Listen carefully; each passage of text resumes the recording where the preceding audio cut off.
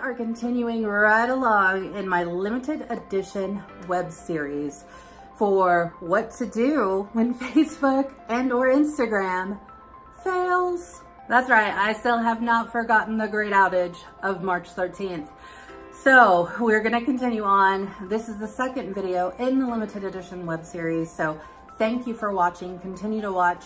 Make sure you're subscribing, hitting that bell for notification, and we're gonna dive in deeper to the topic of working on getting outside of the social media bubble. Get ready, get set, let's go.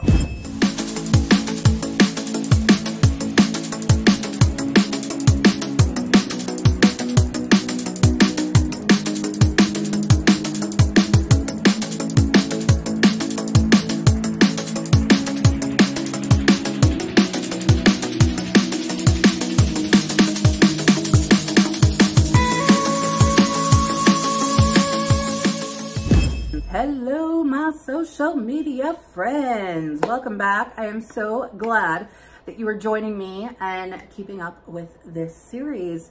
I wanted this to just be a short, limited edition series of this topic. Of course, coming from the great outage of March when Facebook and Instagram, WhatsApp, and I don't know, there might have been another app also roped into that, but you know, it was down for a good 8, 9, 10 hours. So some of us, like me, went into a little bit of a panic and really decided, hey, you need to make sure that you are more prepared. So here we are, and we're gonna dive more in.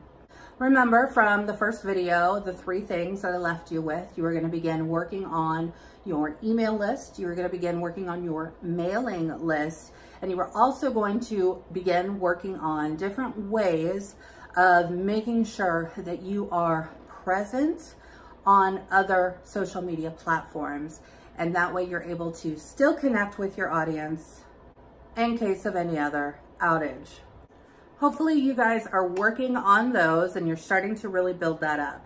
I told you that I am right in the thick of this with you. So I myself, I am also working on my email marketing campaign. I am also working on more of building and really refining my mailing list, and also making sure, I mean, I am on a lot of the social media platforms, but truly just making sure that they're all just updated. As we go into spring, you know, whenever we have like a daylight savings time, there's certain things that we just do, or at least I do in my home. One of those things happens to be, yeah, spring cleaning. It does happen. But whenever daylight savings time happens, I also take that as an opportunity to kind of do an overall check. For example, one of the things that I check in my home are the batteries in my smoke detectors. You know, I don't think about those very often, right? Because thankfully, I do know how to cook. So I don't normally have any smoke alarms going off in my home.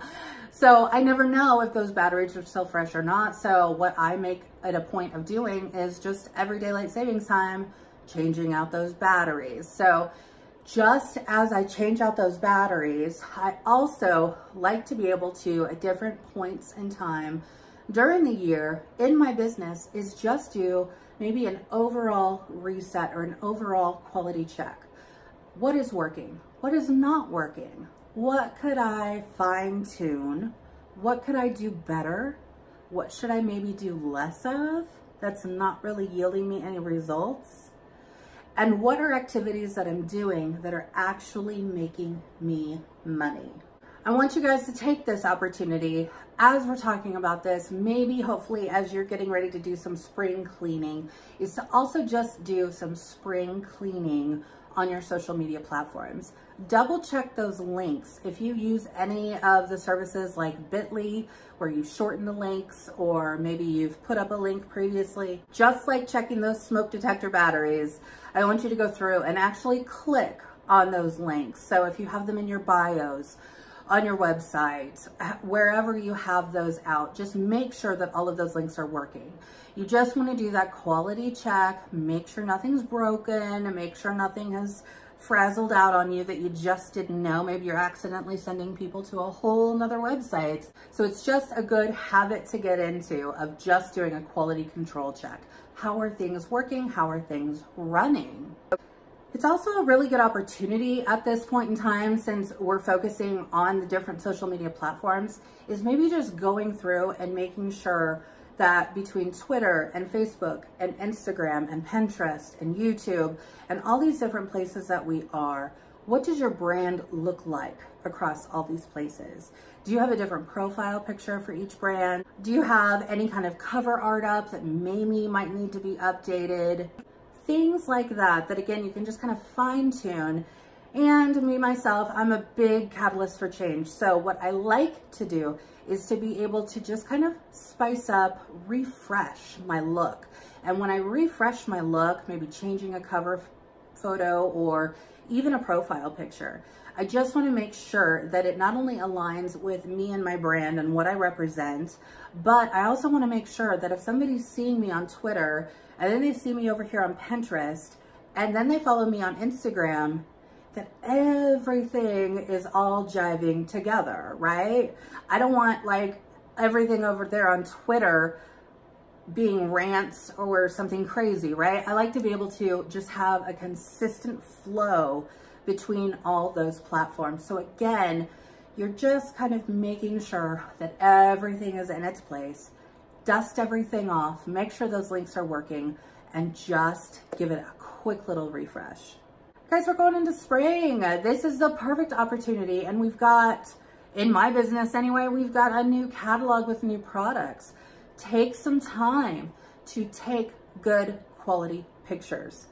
I actually challenged my team this month to really step outside and to really dig their heels in to getting creative with their pictures. If you know anything about me, you know I am huge on lifestyle photos. So I love to be able to show photos that I take of products in my home, out and about, where I use them, this and that, right? Because I want people to see how these products actually not only fit into my life, but how they could very easily fit into theirs. So being able to have that opportunity to just refine, refresh, take some fresh pictures. And yeah, it might take you maybe an hour or longer if it takes you longer, or if you have more extra time. Really put a good thought behind those pictures that you're taking. Make sure the lighting looks good. Make sure it's from a good angle. If you need to, guys, again, we're getting ready to jump into spring. Literally, like we are almost there, right? So this is a great idea to actually maybe even take things outside. If you guys don't have lighting equipment or anything like that, you guys, Mother Nature has blessed us with the most amazing lighting we could ever ask for. Take these beautiful products, take them outside. Let Mother Nature help you with those beautiful shots by getting that natural lighting and just being able to, again, show how your products look. Because the better off that you can get your products looking, then the more attention it's going to bring to you and to your business. And it also kind of gives you more of a sense of pride, right? I'm taking these pictures. And I've said it a million times, you don't need fancy equipment. Guys, my husband bought me this really amazing Canon camera, and I still am learning the ins and outs of it. But I will tell you, I am starting to get better at pictures on that camera, but my phone still takes really good pictures. So you don't need all that fancy stuff. You don't need the lights. Take it outside. It's a beautiful opportunity to showcase and to really stand out from the crowd. Hopefully this is going to give you the inspiration to, again, just do that refresh across all of your mobile platforms. While you're doing that, here's another really great insider tip. I like to be able to take photos of products and then actually send them to my local photo shop. Yeah, there's places that actually print out photos still. So I like to be able to send them there. I can get some really good quality pictures in like a 4x6 size, like a postcard size, right? And then I can incorporate those and share those in my happy mail that is going out. So that mailing list that you're getting ready to work on and really cultivate, that's an excellent opportunity to be able to be sharing those pictures. Who wouldn't love a beautiful picture like that in their happy mail so they can get excited about the products just as if they were looking at them in person. Starting that email list. When you are actually putting together your emails, you're going to need content for those emails. So again, the pictures are going to come in perfectly. So the pictures you're taking are really going to come in handy for this piece. Like I mentioned, I actually gave this as a challenge to my team to really help them build on their own personal creativity. And guys, the content that they are putting out is just fabulous. It is fabulous. And I keep telling them, you guys are doing great, because they are. And these are people who, some of them haven't ever been really taking pictures like this. So it's helping them to push outside of that comfort zone, to do something a little bit more different, right? And to, again, just show off more of themselves and their own personal style. Because as a consumer, yes, I buy things a lot too, especially a lot of things online. But I do that by visually seeing and looking at things that are visually attractive to me. So if it's going to really stick out to me, then that's something that I'm going to hold on to, right? So when they're looking for that new piece, when they're updating their kitchen or updating a bedroom, then that's where they're going to be looking for inspiration. So help them. A few years ago, I started to refer to myself as their personal style coordinator, because not, of course, when it came to like clothing, I'm not that great, people, but just more, hey, I'm redoing this room. Here's the color scheme. How do you think this warmer looks in here? And I would take those real photos of me in my home. And guys, it doesn't have to be the biggest names. It doesn't have to be the designer things.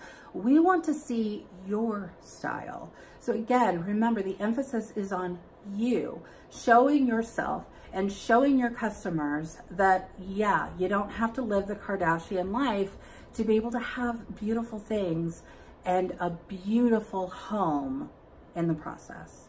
More tips for you guys to work on. So until I talk to you again, I'm going to be bringing this to you. We're going to have a couple more limited edition videos that go along in this series. But again, start working on these projects. I'd love to hear how things are coming. So drop me a comment. Let me know. What are you working on? What are you struggling with? Where can we build from? Make sure you're subscribed. And then, of course, I'm going to see you guys very soon. So until then, peace, love, happiness. Bye.